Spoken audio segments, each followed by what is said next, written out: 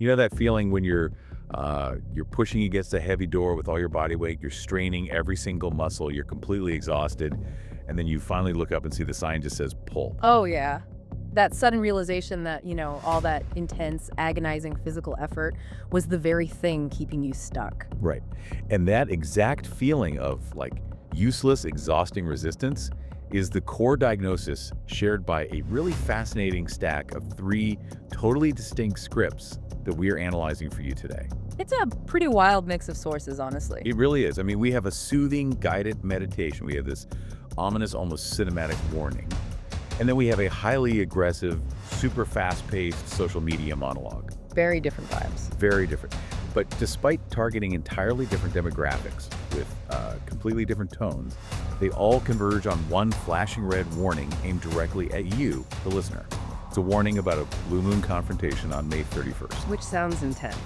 Oh, it is. The central command across all 3 of these scripts is incredibly simple. It's just stop pushing.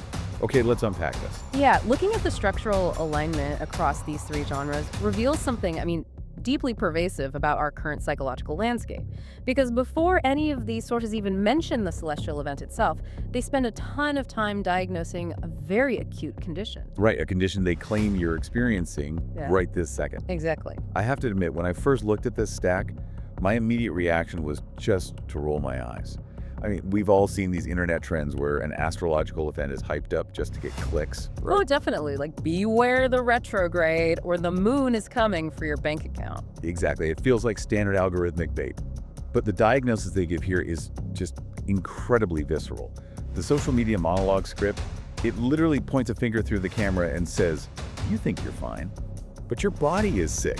Your sleep is broken. You bite your tongue until it bleeds. Wow, yeah. That phrase, bite your tongue until it bleeds, it captures the physical manifestation of suppressed truth perfectly. It's the active, painful effort required to keep quiet. Yeah, it's not a passive thing at all. Right. And we see this translated differently across the genres, to catch the attention of different audiences. Like, the meditation script uses gentle, validating language, targeting the burnt-out empath by describing the feeling as swimming upstream for 6 months. Which sounds exhausting on its own. Completely. And then the cinematic script targets someone perhaps dealing with heavier unspoken trauma, talking about pushing past the grief. Yeah. But then the social media monologue just goes straight for the jugular of the modern corporate grinder. It describes the effort as pushing a boulder up a hill that leads to a cliff. That social media one is brutal. It actually strips away the standard armor that we all use to defend our burnout. Like, it explicitly says, why are you so tired? Don't say your job. Don't say the kids. Don't say the economy. Ouch. Yeah, taking away all the usual excuses. All of them. It looks right at the listener and says, you are tired because you are lying. Lying to yourself. Which is, that's a direct attack on what we typically categorize as resilience in our society. Yeah, and I actually have to push back on society's definition of this behavior here. Because if someone is working late every night to save a failing project, or forcing a smile through grief, swimming upstream, society usually applauds that. Oh, we reward it. We call it hustle. We hand out promotions for it. And the meditation script even notes this. It states, you call it hustle. The moon calls it resistance. That's a great reframe. It is. To me, that's like driving a car with the parking brake fully engaged. Society is standing on the sidewalk, praising the roaring engine, talking about your incredible horsepower. But inside the car, you are quietly burning out the brakes. Right, you're not actually getting anywhere. Exactly. You smell the smoke, but everyone else just hears the engine. And the danger of those burning brakes is that the roar of the engine is entirely performative if the car isn't moving forward. Like, these texts are actively reframing modern hustle culture, not as a virtue, but as a deeply ingrained psychological avoidance tactic. So an avoidance tactic to keep from looking at the dashboard. To keep from having a moment of silence. Basically, if you are constantly hustling, pushing that boulder, burning the brakes, you never have a spare moment to just sit in quiet reflection. You're too busy. Right. You never have to have that, as the monologue puts it. One quiet conversation you need to have with the person in the mirror. So the exhaustion isn't an accidental byproduct of the hustle. The exhaustion is the actual goal. Wait, so we're wearing ourselves out on purpose? Think about the cognitive mechanism at play here. When you overload your brain with tasks, deadlines, manufactured stress, endless scrolling, you are actively depleting your executive function. You're just draining the battery. Exactly. You are filling up your neural bandwidth so completely that there is literally no processing power left to confront deep unhappiness or unprocessed trauma. You make yourself too tired to interrogate your own life. Wow. That makes the whole driving with the parking brake on thing even more tragic, Oh. because we are the ones pulling the brake lever. We're doing it to ourselves. We're actively choosing to burn our own energy just to avoid looking in the rearview mirror. But I mean, you can only drive like that for so long before the engine seizes or the brakes catch fire. The pushing has to hit an immovable wall eventually. And according to these sources, that immovable wall has a specific date attached to it, May 31st. The blue moon. What's fascinating here is the dual nature of how they present this date. Astrologically, the meditation script notes that a blue moon amplifies the truth. It's presented as this cosmic magnifier. Okay, sure. But psychologically, all the scripts describe it as a literal psychic pressure valve.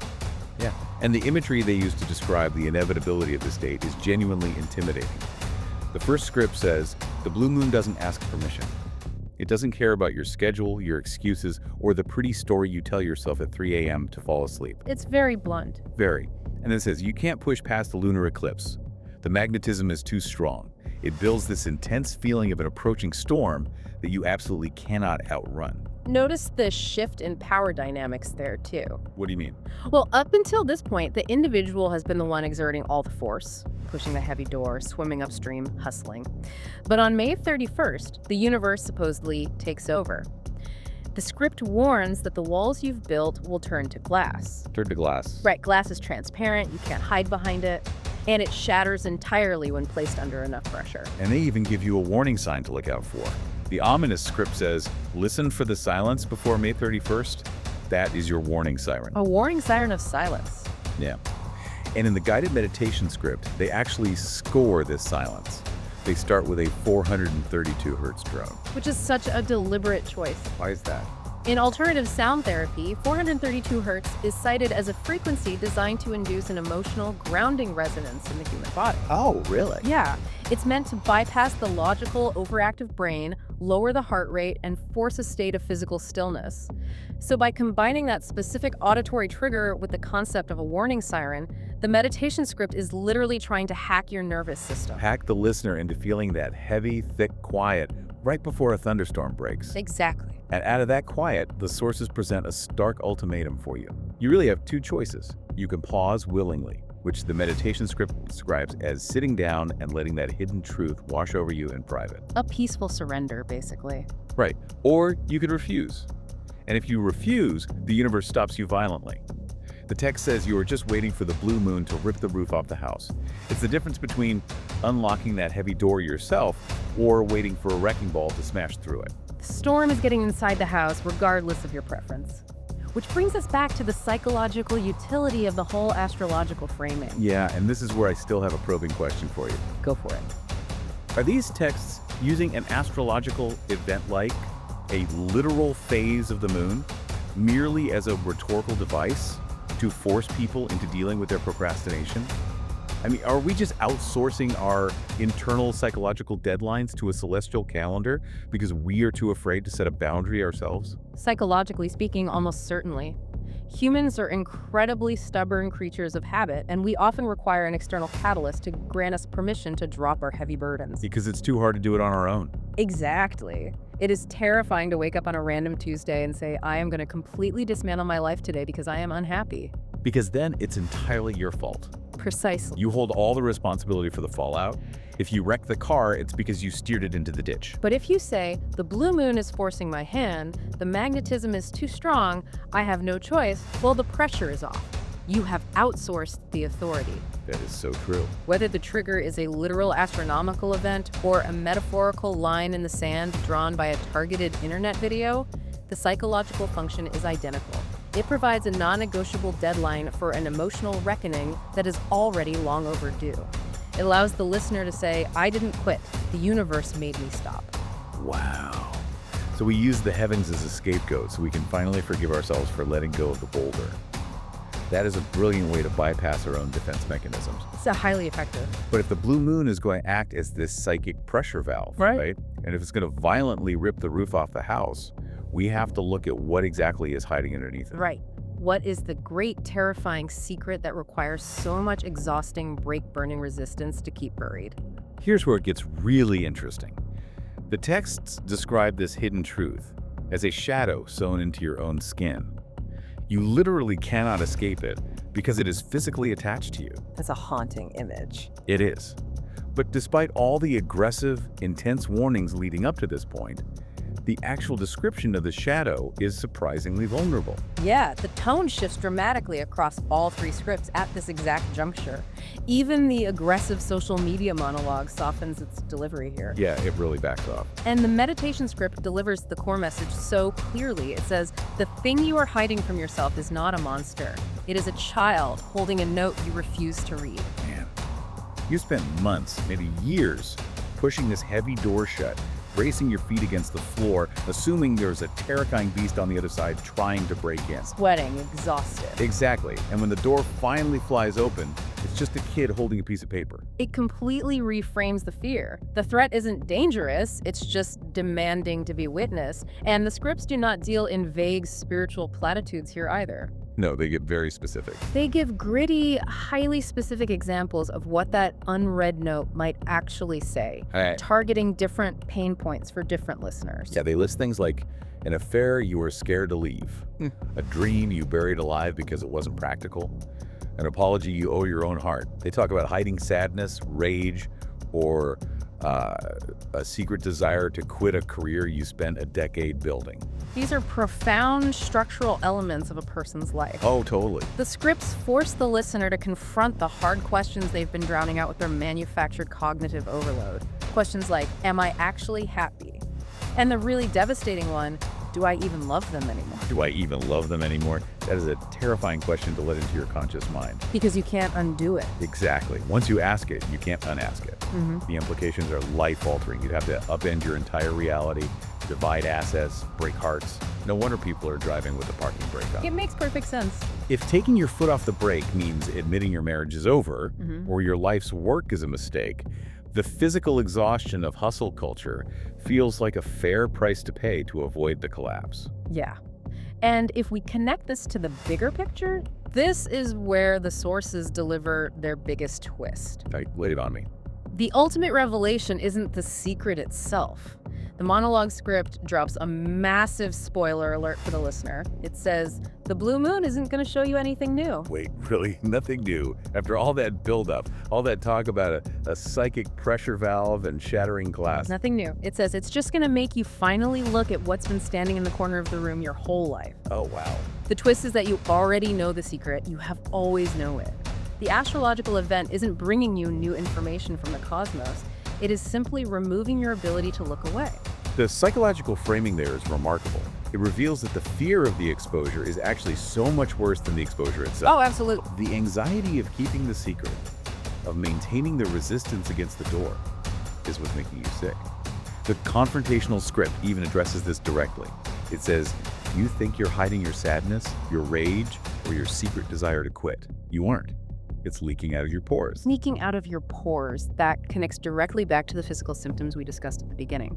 You know, the broken sleep, the physically sick body. The tongue bleeding. Yes. You think your mask is perfectly in place, but everyone around you can already see the smoke pouring out of the car.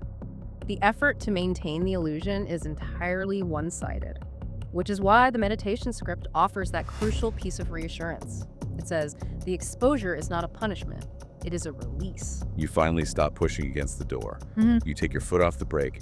The struggle against the architecture is over. And that is the true purpose of the Blue Moon confrontation as framed by these scripts. It isn't a cosmic judgment raining down from the sky.